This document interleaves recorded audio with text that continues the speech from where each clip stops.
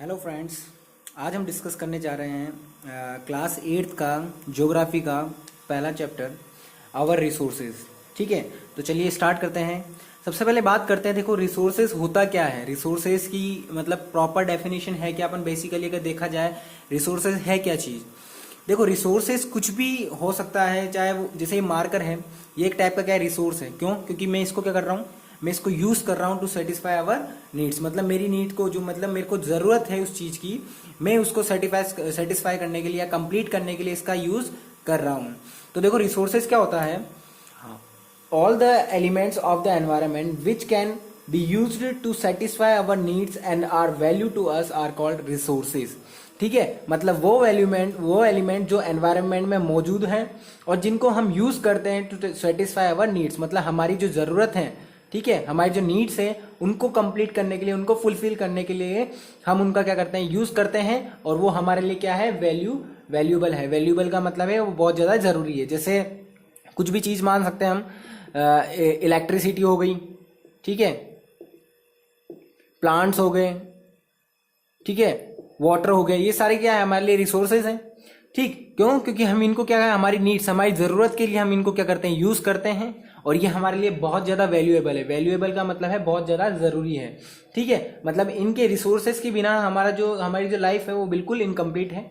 तो रिसोर्सेज बहुत ज्यादा वैल्यूएबल है। ठीक, तो आगे चलते हैं। देखो human beings themselves are a resource. ठीक है, जो ह्यूमन बींग्स मतलब हम अपन हैं, ठीक है, जो मनुष्य है वो भी एक प्रकार का क्या है, रिसोर्सेज है। रिसोर्सेज को हिंदी में बोलते हैं हम संसाधन। एक टाइप का क्या है, ये भी रिसोर्सेज है। कैसे रिसोर्सेज है? Because they use their skills to transform the materials available in our environment. ठीक है, मतलब क्या करता है, जैसे ह्यूमन बींग है, हमारे पास जो हमारी स्किल्स होती हैं, उन स्किल्स के जरिए हम जो कुछ मटेरियल्स को ट्रांसफॉर्म करते हैं। ट्रांसफॉर्म कैसे करते हैं? जैसे मान लो ये मार्कर है, ये मार्कर पहले प्लास्टिक का होगा, फिर इंसान ने इसके ऊपर दिमाग लगाया, उसकी स्किल्स लगाई, और स्किल्स लगाने के बाद वो पूरी तरह से क्या बना, एक मार्कर में कन्वर्ट हुआ, मतलब ट्रांसफॉर्म हुआ। जैसे तुम्हारी बुक्स है, ठीक है, जो बुक्स है वो क्या है, वो ट्री से मिलती है। जो पेजेस है अपने को ट्री से मिलते हैं। ट्री को उसका यूज करने के उसको ट्रांसफॉर्म किया गया, किस में ट्रांसफॉर्म किया गया, पेज में ट्रांसफॉर्म किया गया। तो मतलब ऐसी कोई भी चीज जिसको हम ट्रांसफॉर्म करते हैं बाय आवर स्किल्स, ठीक है, तो वो ह्यूमन बींग्स भी इसका एक प्रकार के क्या हो गए, रिसोर्सेज हो गए हमारे लिए। ठीक है, तो हम खुद भी हमारे लिए क्या है, एक टाइप के रिसोर्सेज है। ठीक है, जैसे खाना बनाना, तो खाना बनाना वो हमारी क्या है, एक स्किल है। हम स्किल के जरिए क्या कर रहे हैं, ट्रांसफॉर्म कर रहे हैं मटेरियल्स को। कैसे, किस चीज को यूज करना है, वो हमारी स्किल के थ्रू ही हम उसको बता सकते हैं। तो ह्यूमन बींग्स भी क्या हो गए, एक प्रकार के रिसोर्सेज माने जाते हैं। ठीक है, the use of resources depends upon, जो हम रिसोर्सेज यूज कर रहे हैं वो किसके ऊपर डिपेंड्स करते हैं कि क्या। देखो पहला आता है the needs of the people of the reason. ठीक है, मतलब कोई एरिया है, जैसे कोई भी एरिया है पर्टिकुलर, वहां के पीपल के लिए रिसोर्सेज कैसे वो यूज करेंगे। पहली चीज तो उनको चाहिए क्या, ठीक है, अगर उनकी जरूरत होगी तभी वो उस चीज को क्या करेंगे, यूज करेंगे, वरना यूज नहीं करेंगे। ठीक तो सबसे पहली चीज है कि जो किसी रीजन में उन लोगों को जरूरत किस चीज की है। ठीक है, the need of people of the reason, उनकी जरूरत क्या है। अगर मान लो उनको पानी की जरूरत है और आप उनको ऑयल भेज रहे हैं, तो उनको कोई वो वैल्यूएबल नहीं होगा। ठीक है, उनको अगर पानी की जरूरत है, मतलब प्रॉपर रीजन में किसी इंसान को क्या जरूरत है, क्या रिक्वायरमेंट है, सबसे पहले वो निर्धारित करता है किसी रिसोर्सेज का यूजमेंट। ठीक है, उसके बाद उसकी नॉलेज। ठीक है, नॉलेज जैसे मान लो आज हम हमारे सबके पास गाड़ी है, मोटर है, ठीक है, फोर व्हीलर है। लेकिन जब एंशियंट टाइम पे अगर देखा जाए तो इंसान को नॉलेज थी तभी तो वो आगे बढ़ा। धीरे धीरे उसने किसका आविष्कार किया, उसका किसने इन्वेंशन किसका किया, उसने व्हील का इन्वेंशन किया। व्हील से धीरे धीरे क्या हुआ, उसने गाड़ी बनाई, बैलगाड़ी बनाई, ठीक है, धीरे धीरे कार बनाई, साइकिल बनाई। तो ये क्या हुआ, उसकी नॉलेज थी, उसको कैसे यूज कर पाया वो। ठीक है, जैसे कोई भी चीज है तो उसको किस तरह यूज करना है, वो क्या है, उसकी नॉलेज है।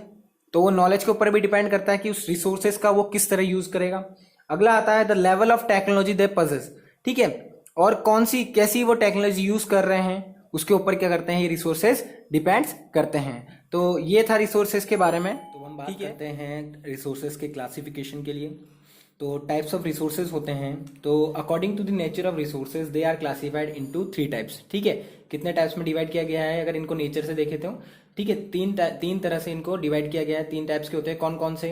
नेचुरल रिसोर्सेज, ह्यूमन रिसोर्सेज और मैन मेड रिसोर्सेज। ठीक है, जैसे हमने बोला था कि ह्यूमन रिसोर्सेज भी एक टाइप का क्या है, रिसोर्सेज है, इसलिए हमने इसको भी लिया गया है। ठीक है, तो कितने प्रकार के होते हैं रिसोर्सेज? 3 प्रकार के होते हैं। कौन कौन से? Natural resources, human resources and man made resources. हम इनको डिटेल्ड डिस्कस करेंगे। सबसे पहले हम बात करते हैं नेचुरल रिसोर्सेज की। ठीक है, तो सिंपली हमें पता है नेचुरल रिसोर्सेज मीन्स ऐसे रिसोर्सेज जो हमें कहाँ से मिलते हो, नेचर से मिलते हो, मीन्स एनवायरमेंट से मिलते हो। ठीक, the all the resources date are obtained from nature, मतलब जो हमें नेचर से प्रोवाइड हो, ठीक है, एनवायरमेंट से मिले, उन्हें हम कौन से रिसोर्सेज बोलेंगे? Which is called as natural resources. ठीक, तो नेचुरल रिसोर्सेज को भी फर्दर क्या किया गया है, डिवाइड किया गया है। तो देखते हैं, सबसे पहले किया गया on the basis of origin, मतलब ओरिजिन मतलब कहाँ से निकले गए हैं। ठीक है, on the basis of origin natural resources can be classified as biotic resources और अबायोटिक रिसोर्सेज। ठीक है, अगर ओरिजिन के हिसाब से देखा जाए तो नेचुरल रिसोर्सेज को 2 भागों में बांटा गया है। कौन कौन से? बायोटिक रिसोर्सेज में और अबायोटिक रिसोर्सेज में। ठीक है, on the basis of origin natural resources are classified into 2 types. First is biotic resources and second is abiotic resources. ठीक है, नेचुरल रिसोर्सेज को हमने ओरिजिन के हिसाब से 2 भागों में बांटा, बायोटिक रिसोर्सेज और अबायोटिक रिसोर्सेज। तो बायोटिक रिसोर्सेज की बात करते हैं। देखो, बायोटिक का मीन्स होता है लिविंग थिंग्स। ठीक है, जो भी लिविंग थिंग्स होती है वो किस में आती है? बायोटिक में आती है। तो these are the obtained from the living organism such as plants and animals, मतलब ऐसे रिसोर्सेज जो हमें प्लांट्स और एनिमल्स से मिले, मतलब लिविंग ऑर्गेनिज्म से मिले। ठीक है, लिविंग ऑर्गेनिज्म मीन जिनमें कोई लाइफ हो, उनसे हमें जो रिसोर्सेज ऑब्टेन होते हैं उन्हें हम क्या कहते हैं? बायोटिक रिसोर्सेज कहते हैं। All biotic resources have the capacity to reproduce and regenerate with in a period.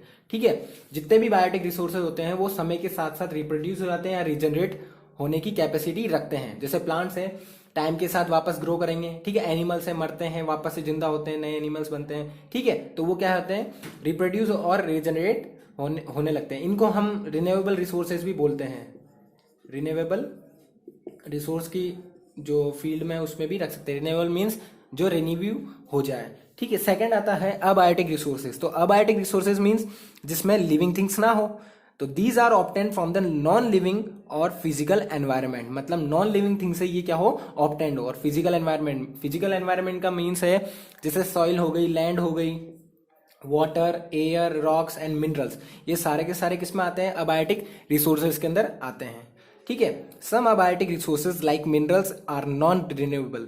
ठीक है, कुछ मिनरल्स जो होते हैं, जैसे मिनरल्स हो गए, कुछ भी पेट्रोल वगैरह हो गया, तो वो सारे क्या होते हैं? नॉन रिन्यूएबल होते हैं। While some of them like water and air are renewable, लेकिन कुछ जो होते हैं जैसे वाटर और एयर वो क्या होते हैं? रिन्यूएबल होते हैं। ठीक, तो ये था हमारे on the basis of origin natural resources को हमने क्लासिफाइड किया बायोटिक और अबायोटिक में। तो ठीक है, abiotic means non living things और बायोटिक मीन्स लिविंग थिंग्स। अब हम बात करते हैं on the basis of their renewability. Renewability के हिसाब से नेचुरल रिसोर्सेज को कितने भागों में बांटा गया है? देखो, हम इसको ऐसे टेबल में एक चार्ट की तरह इसको डिस्कस करते हैं ताकि इसका डिफरेंस भी हो जाएंगे और इनके बारे में हम पढ़ भी लेंगे। ठीक है, तो 2 भागों में बांटा गया है रिन्यूएबिलिटी के हिसाब से। एक तो रिन्यूएबल और नॉन रिन्यूएबल रिसोर्सेज में बांटा गया है। ठीक है, सबसे पहले बात करते हैं रिन्यूएबल रिसोर्सेज की। तो रिन्यूएबल रिसोर्सेज कौन सा है? नाम से ही पता लगता है, रिन्यू होना, मतलब वापस से दोबारा बन जाना।